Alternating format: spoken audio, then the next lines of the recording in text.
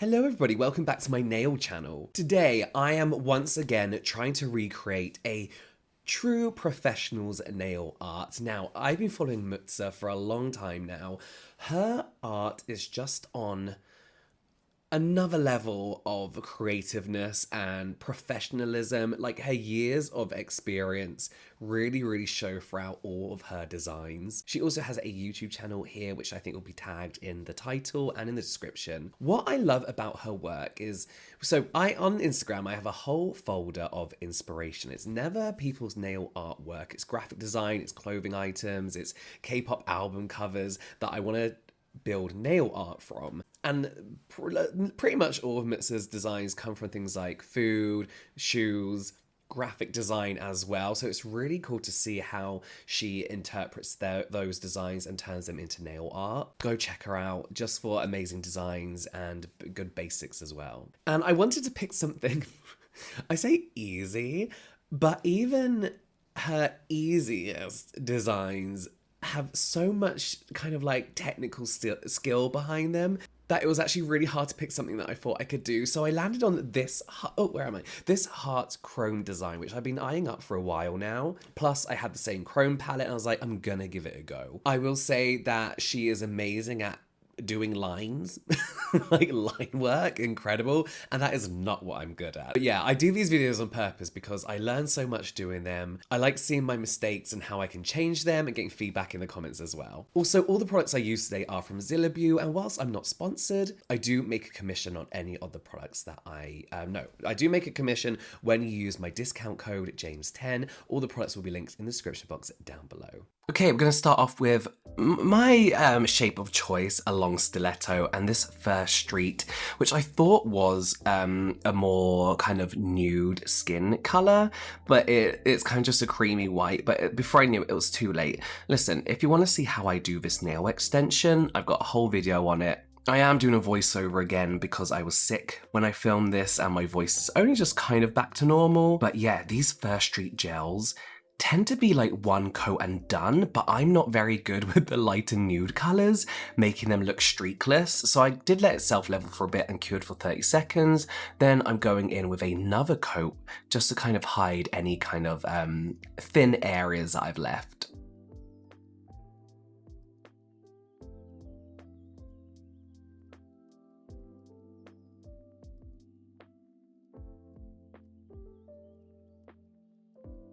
The more I watch it, the more I wish I used a different colour.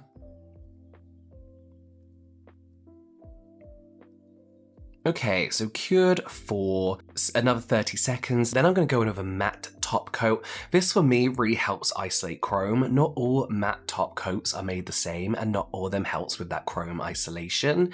But this one from HOHOLEE does a pretty good job. And then with the RIPOSO, I believe it is, Every Line Black, this is what I'm going to use as a non-wipe black. So this is what I'm going to use to do the patterns, the hearts, the side detail, to put chrome over the top of it.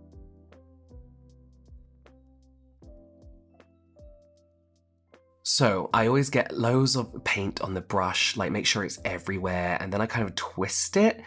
And then pull it down, and this stops me from getting those like balls of paint that kind of ruin everything when you try to do any details. So nervous, shaky, I'm saying to myself, out, in, out, but this doesn't quite look good enough.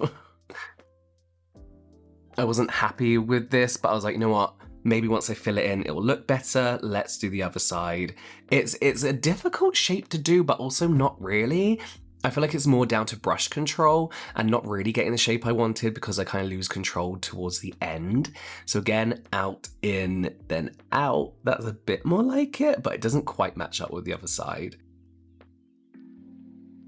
Not a perfectionist, but I want to try that again. So with some normal gel wipe, I'm just going to wipe that away.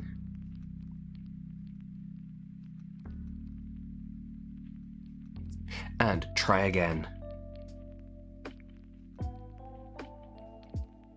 I didn't get enough on my brush this time, but I'm like, oh my god, I'm just gonna do it.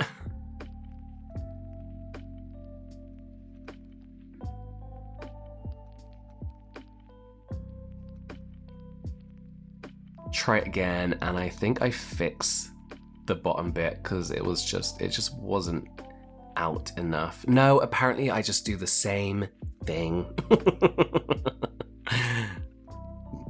I mean, that's still not the shape. That's still not the shape, but I'm gonna go with it. I'm gonna do the other side to match, and hopefully it will kind of level things out. See, that's completely different too. But you know what?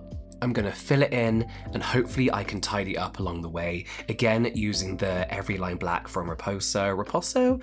I am going to take as much off the brush as possible because you don't want to undercure black. It becomes kind of bumpy, and then you get that uncured gel underneath the surface. So I'm trying to do as thin strokes as possible, but it's such a good opaque black. I'm not reloading the brush, I'm just spreading out what's already there.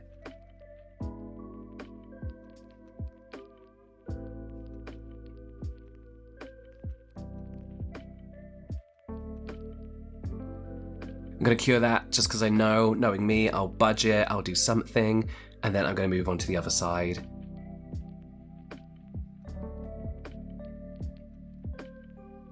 Again, thinning out that black as much as I can. We don't want it to be too thick and undercured, or not cured at all, I should say.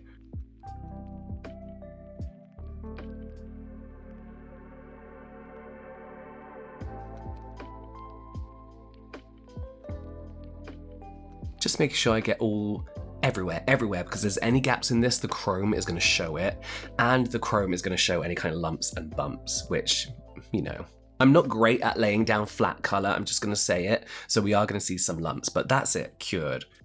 Okay, next up I'm taking that same black, oh, excuse my nails here, I haven't taken all my old gel off yet, but the black is too dark of the gloves.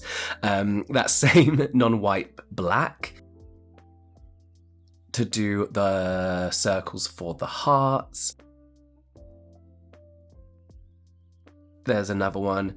It's at this point I kind of realize I've used too much gel, so I am gonna get like oh, no, I hated it apparently. So then I decided to redo it. These definitely need to be bigger and more centralized because I'm not getting that big heart like Mutsa's one. Now I realize that I've used way too much polish, and it's gonna undercure. So it's almost gonna be like a squishy toy kind of thing. So when I cure it, it's gonna form a film over this uncured gel. If I wasn't taking this straight off, I'd have to start all again. I wouldn't have like uncured gel on my finger. Look how bad the nails are. I'm mid taking off my old set. I'm happy with this heart. It needs to be bigger and more central, but it's a heart, you know? Then this is the exact same chrome palette. I can't remember where it's from. I believe it's just cheapy Amazon thing. But this is the exact same chrome palette, I believe. So we're gonna go in with the red first of all, and you can see that it effortlessly goes onto the non-white black. And that matte top coat helps kind of isolate any kind of chrome.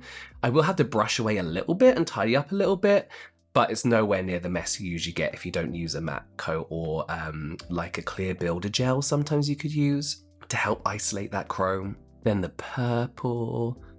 I would have never done this kind of like color combination together, but it looks so good. It looks so, so good. And then the blue. As you can see, because of that matte top coat, I'm having no issues with the chrome. Going on to the nude bit, the nudie white. As I mentioned though, not all matte tops are created the same. This one just happens to be one that works quite well for isolating chrome. Give it a very gentle brush away, and then we've got to actually do the chrome heart. You can see there's that dip in the middle where there's uncured gel under there. So yeah, always less is more until more is more. You can actually see the gel moving around whenever I touch it with anything. Kind of annoying, but I love this color combination. Like genius. And then I need to do the black dot, the large one, and there's a smaller one underneath as well.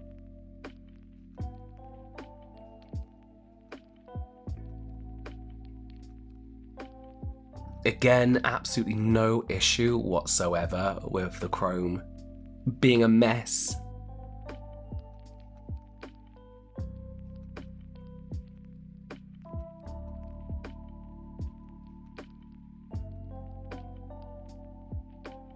This is a top coat I use just for chrome, and I'm kind of, well, I was gonna say I'm kind of floating over the top, but I'm not, I'm just going for it apparently. Usually I kind of float it a bit more so the chrome doesn't run around, but usually with non-white top blacks, it's fine. And here's the finished result with a bit of a top coat. Again, I wish I used that more kind of like browny nude than white nude. That's not my skin tone.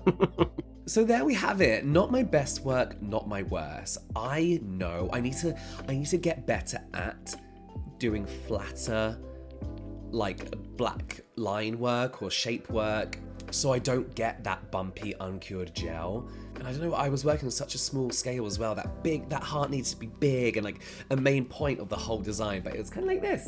I want to reattempt this in my own time, and maybe I'll post it on my Instagram stories when I've done it. But I want to try and recreate so many of Mutsa's designs, maybe in my own time again, and if they're successful, I'll show you. As I mentioned at the beginning, please go follow Mutsa if you haven't already. You'll be so inspired by her work. All the products used in today's video will be in the description box down below, and I'll see you next time.